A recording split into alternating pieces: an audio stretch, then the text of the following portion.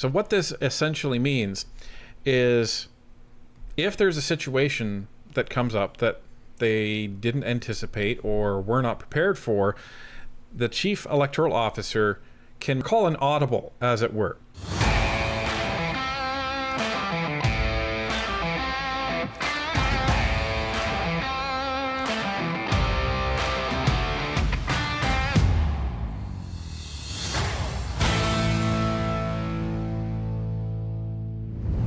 Let's just talk about this. I have an updated count, everybody, for the amount of candidates that are currently registered, and we are up to 209 candidates on the ballot. Goodness. What the hell is going on? What the hell is going on? Unmitigated horse pucky. What the hell are they thinking over there? Emotional damage. WTF. All right, so 209, you said? That's 91. This is 91. This is the Carleton ballot. So there we go. This is a meter long. Actually, it's 97.03 centimeters. And the issue is... And that's less than half the candidates. Here's the issue, folks. From what we understood from Stéphane Perreault's testimony in November, in terms of physical ballot size, that's the longest they can print on. Yeah. So what does that mean?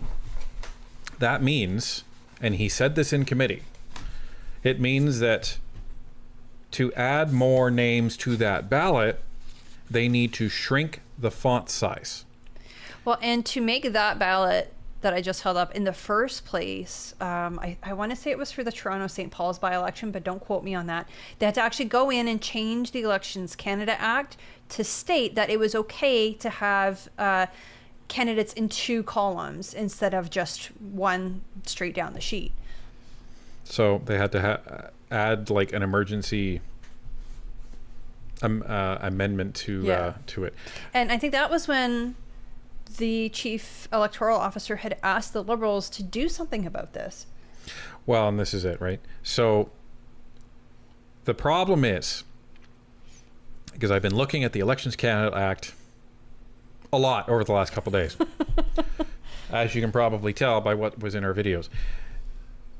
The main issue that Stéphane Perreault is facing, which is why he was pleading with the Liberals in the fall to do something, is that the Elections Canada Act states that you must print all of the candidates on a ballot for the advanced polls, and you must print them, have a ballot fully printed for election day.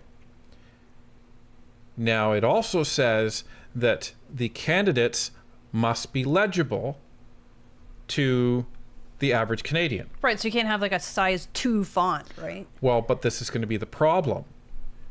You're going to have to shrink that font size so much that there are going to be people, and this is what we've talked about, this is why we're so ticked off at the longest ballot. It's not because it's Pierre, it's not because it's Conservatives, it's because of voter accessibility. Right. You're going to have people that can't see it. This affects our democracy, and you know, here in Canada, we believe that all men and women are equal and that we all have the right to one vote. Now, if you say, well, I can read a small print on a ballot, it's not a problem for me, that's fine for you, but what about the Canadians who can't? Right. Because there's going to be Canadians with dyslexia, there's going to be Canadians with eyesight issues, there are going to be Canadians that are going to have trouble even manipulating this because of their physical disability. There's going to be many situations where Canadians are going to have trouble. There's many Canadians that have trouble with a normal ballot. Never mind something like this. So the issue is this legibility issue. It puts the chief electoral officer, Stéphane Perreault, in a very catch-22 position, because he has to print this ballot, but it also has to be legible. But, and this goes to what I'd said on the video that we dropped yesterday on what I heard from somebody who is associated with Elections Canada. So we haven't heard it directly from Elections Canada, but they were associated with. But this makes a lot of sense, and this goes into what I'm going to show you, again, as part of the Elections Canada Act. Ladies and gentlemen, I present to you Part 2, Section 17, and this leads us into what I postulated yesterday. So, Chief Electoral Officer and staff, power to adapt the Act. During an election period or within 30 days after it, if an emergency or an unusual or unforeseen circumstance or an error makes it necessary, the Chief Electoral Officer may, for the sole purpose of enabling electors to exercise their right to vote or enabling the counting of votes, adapt any provision of this Act and, in particular, may extend the time for doing any act subject to subsection 2 or may increase the number of election officers or polling stations. So this is what we're looking at right here, folks. And this is very important. So what this essentially means is if there's a situation that comes up that they didn't anticipate or were not prepared for, the Chief Electoral Officer can call an audible, as it were. So he can say, okay, well, we have the act, but I need to adapt it in order to allow people to do this. So what we had heard is that because the Alberta ballot is essentially broken, and it is, because that ballot that Tanya showed, it can accommodate basically up to 104 people. Is what we've been told again. Yeah. We're at 209. That's more than double.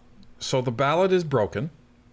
So what the Chief Electoral Officer could do, and it sounds like this is what's going to happen, but we will know for sure over the next week, is that he can say, all right, to enable voters to actually vote and to allow us to count these things in a reasonable amount of time, there will be no ballot on election day, and there will be no ballot provided to people at the advanced polls. What they will be given is a special ballot where they write the name of the candidate. They will supply the list of everyone who's on the ballot, and then you would write your name, and then you put it into the box. Now, we don't know for sure that's what's going to happen, but that is the most likely approach. At least that's what we think is the most likely approach. And that's what we've been told is most likely going to happen. Now, in regards to the special ballots, these are the same as the mail-in ballots. These are also the same as the ones where if you were to go into the Elections Canada office before Election Day and request a ballot, you would just fill it out. It's called a special ballot. And we have seen some talk about how if you don't spell the person's name exactly correctly, that your ballot gets tossed, etc. That's not true, fortunately. So, for example, if you want to vote for Pierre Poilievre and you put 2 L's in his last name, they're not going to reject your ballot for that. They say that as long as your intention is clear, then they will accept your vote. An example of an unclear intention is, say that you have 2 candidates running. You have Bob Smith and Jane Jones. So a voter goes in and puts Jane Smith on the ballot. So she's taking Jane's first name and Bob's last name and putting them together to make their own kind of candidate. Maybe they got confused. But because it's not clear who you want to vote for, that ballot would be rejected.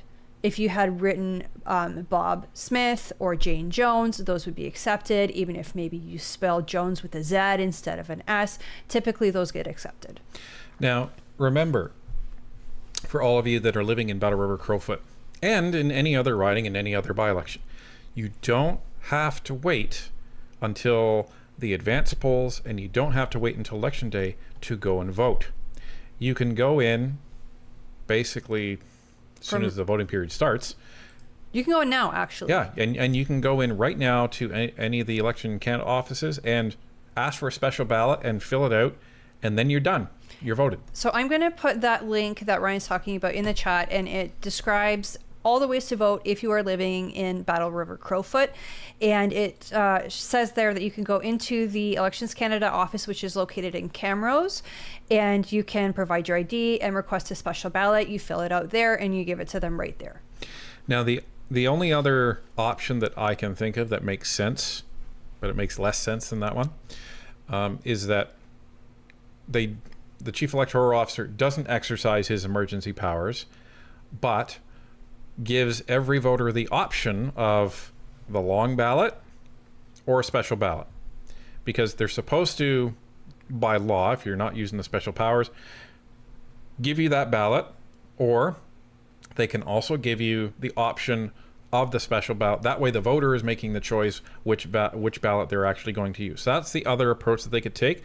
It would cost us, John Q taxpayer, a lot less money if they chose not to print all these ballots and just go with the special ballot. Now, Right, that's what I was going to say. I'm just going to cut you off right for it. there and say that this ballot that I had printed was about $12, and it was just black and white on a piece of paper that I think was 3 feet by 4 feet, and then I cut it down to size. But that's expensive. And I don't know exactly what Elections Canada is paying for the long ballots, but I can guarantee you that it's more than the regular ballots. It's more than the special ballots. So I don't really, just from a common sense perspective, I don't see them giving people the option of one or the other. right. So, But again, that's speculation on our part. I was trying to remember if I was going anywhere else with that. I don't think I was. Someone says, what happens if a person has a disability? So, so the good thing is there are a couple of options if a person has a disability. Unfortunately, nobody, like, you can get a very limited amount of assistance from people at the polling stations, but not very much. Your best bet is to bring somebody with you to assist you, and even then they can only assist you to a certain point. But you can get some assistance if you do have a disability in order to exercise your right to vote. Just because they don't want Canadians leading other Canadians to make a certain choice that maybe that voter wouldn't have made. So that's why they have like a very fine line between helping somebody and really kind of like guiding them to make the choice you want them to make. Right. So, I remember where I was going. So the so Elections Canada will be, no doubt, and we talked to them today. During an election, we also learned that Elections Canada literally works every day, even on Sundays. So we talked to them today, and they will be releasing some sort of statement or announcement as to what they're going to do when it comes to the ballot. But these are the options that we've been told, and based on, you know, a somebody that told us, because they Trying to protect our sources. well, and yeah, it sounds like they're going to go the special ballot route, but we will look forward to a special statement by Elections Canada within the coming days, because they're going to have to do it quick. The advanced polls, I believe, open on August 8th. So I believe it's the 8th, 9th, 10th, and 11th, and then the advanced polls close until the 18th, which is Election Day. So if you're And yes, that's correct. It's the 8th through the 11th for advanced polls. So if you're in the riding now, you can go and vote by special ballot right now and get it out of the way. If you want to wait and see how Elections Canada is going to deal with this, it's probably going to be the same, but we'll see what they say.